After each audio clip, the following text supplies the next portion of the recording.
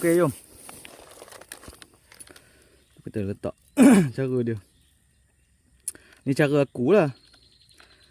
Cara yang lain, ada orang lain pun ada juga cara pakai ni.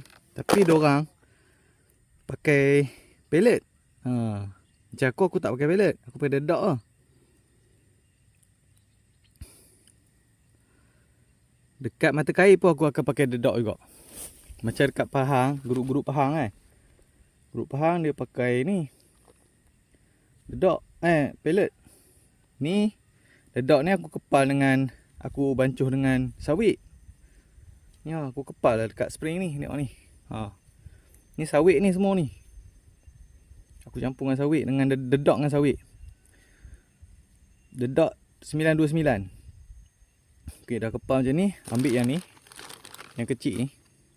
Yang liat sikit ni aku akan letak dekat mata kail lah. Yang ni tak apa, yang tak liat pun. Dia hancur pun tak apa. Yang tu memanggil ikan tu.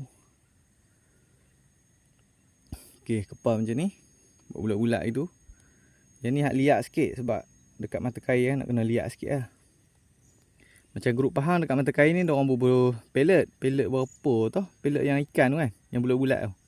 Lepas tu diorang bubur strawberry ke apa aku tak ingat lah.